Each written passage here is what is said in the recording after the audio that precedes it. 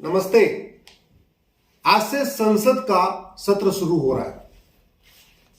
संसद को लोकतंत्र का मंदिर कहते हैं। मंदिर में हमेशा अच्छा काम होना चाहिए। मंदिर में कोई बुरा काम तो नहीं होना चाहिए।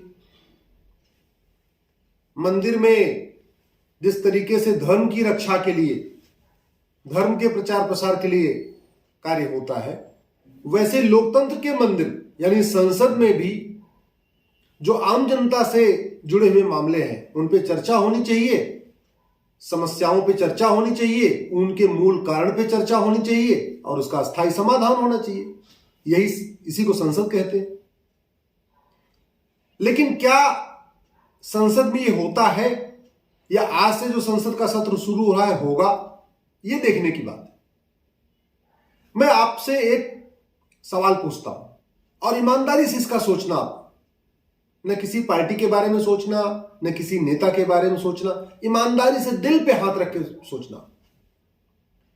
एक नाई सुबह से शाम तक समाजवाद की बात करे, लोहिया जी की बात करे, लेकिन ठीक से वो दाढ़ी न बनाए या ठीक से आपका बाल न काटे, तो आप उसको क्या कहेंगे? ये समाजवादी है या पाखंडी है?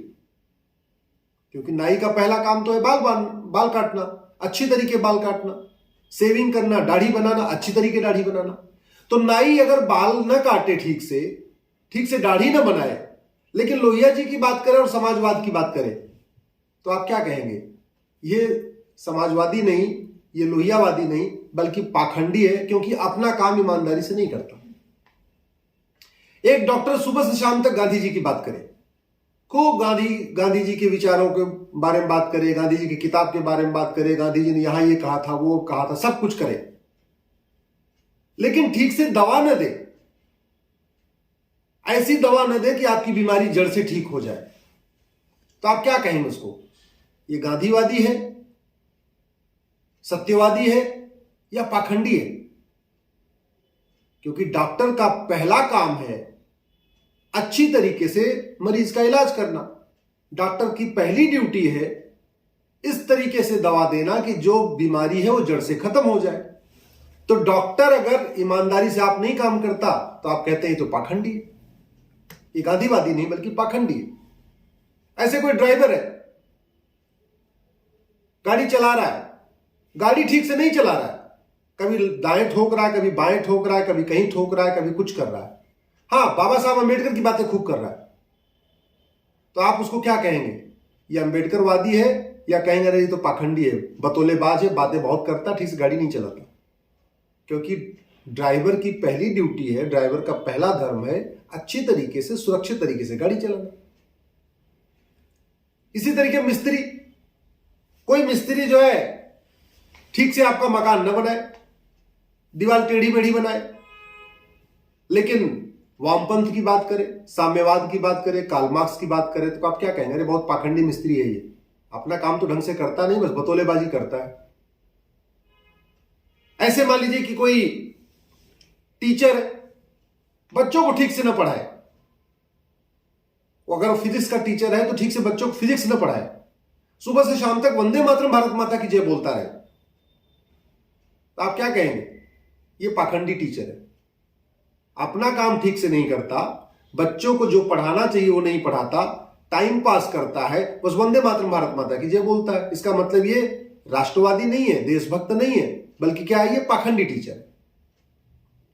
क्योंकि हम सबकी आशा होती है कि जिसका जो धर्म है, जिसका जो कर्म है, जिसका जो कर्तव्य है, जिसकी जो ड्यूटी है, वो ईमानदारी से करे। मैं तो इसी को राष्ट्रवाद मानता हूं। मैं सच्चा राष्ट्रवाद इसी को मानता हूं। वकील ईमानदारी से अपने क्लाइंट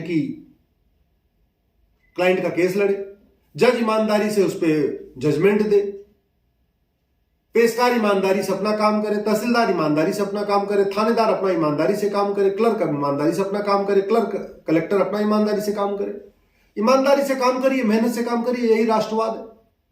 वंदे मातरम बोलना, भारत माता की जय बोलना जरूरी है, लेकिन उससे भी ज्यादा जरूरी है अपने कर्तव्य को, अपनी ड्यूटी को ईमानदारी से निभाना। आज मैं आपसे इसलिए कह रहा हूं, 788 सांसद हैं टोटल भारत में, लोकसभा और राज्यसभा मिला के। संसद का सत्र शुरू हो रहा है। भारत का कोई भी जिला घूसखोरी से मुक्त नहीं है। घूसखोरी, जमाखोरी, मिलावटखोरी, कालाबाजारी, नशा तस्करी, मानव तस्करी, सोना तस्करी, चंदन तस्करी, यह हर जिले की समस्या है।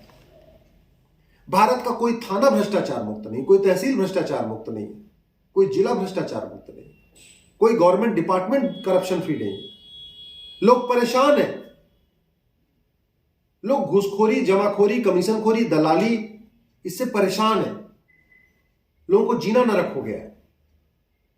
लोगों को घर से बाहर निकलने में डर लगता है, इतना अपराध बढ़ गया है। अब देखना यह है कि इस बार संसद में पुलिस रिफॉर्म पे चर्चा होती है कि नहीं होती है। देखना यह है कि संसद में जुडिशियल रिफॉर्म पे चर्चा होती है कि नहीं होती है। 5 करोड़ मुकदमे district court, high court, supreme court में चल रहे हैं। लगभग 5 करोड़ मुकदमे तहसीलदार के यहां चल रहे हैं, चकबंदी अधिकारी के यहां चल रहे हैं, जिसको सीओ कहते हैं, डीडीसी के यहां चल रहे हैं, एसओसी के यहां चल रहे हैं।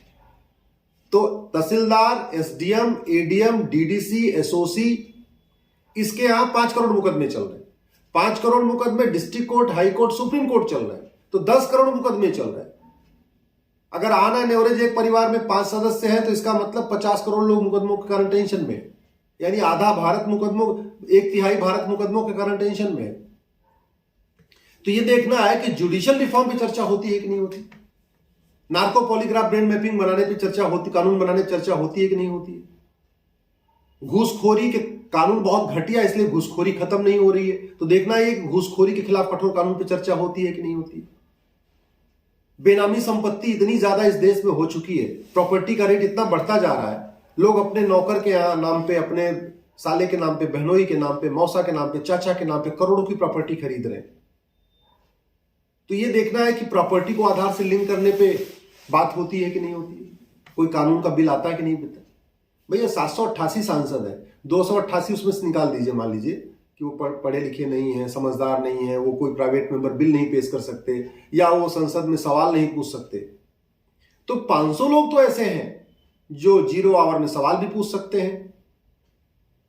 प्रश्नकाल के जो शून्यकाल होता है, प्रश्नकाल होता है, उस समय सवाल पूछ सकते हैं।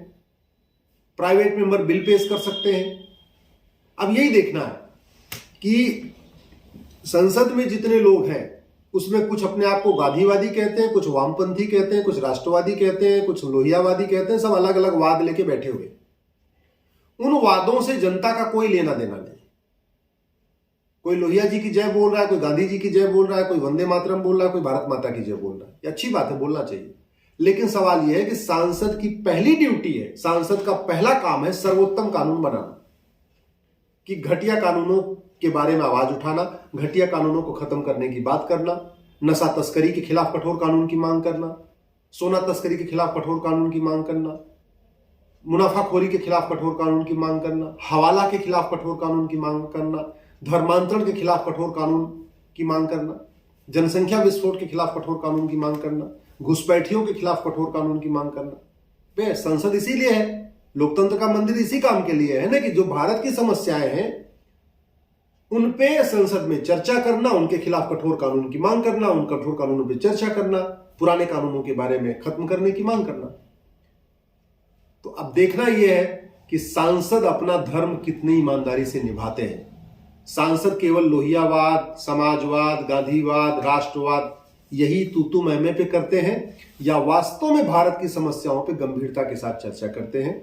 यदि आपको ये वीडियो ठीक लगे तो प्लीज इस वीडियो को अधिक से अधिक शेयर करिएगा, अपने फेसबुक पे डालिएगा, ट्विटर पे डालिएगा, व्हाट्सएप के ग्रुप में डालिएगा, क्योंकि समस्या का समाधान 2 ही जगह होगा, संसद और सुप्रीम कोर्ट। ज्यादा समस्याओं का समाधान संसद में ही होगा, सुप्रीम कोर्ट में सब कुछ नहीं हो सकता। संसद और सुप्रीम कोर्ट को जगाने का तरीका है सड़क और सोशल मीडिया।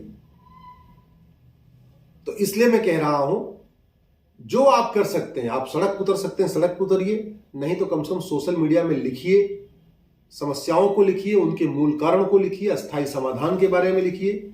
मेरा यह मानना है भारत की 80% समस्याओं का 2 ही रूट काज है, करप्शन और पॉपुलेशन एक्सप्लोजन, भ्रष्टाचार और जनसंख्या विस्फोट। और कठोर कानून बना के भ्रष्टाचार को भी खत्म किया जा सकता है, जनसंख्या विस्फोट को भी रोका जा सकता है।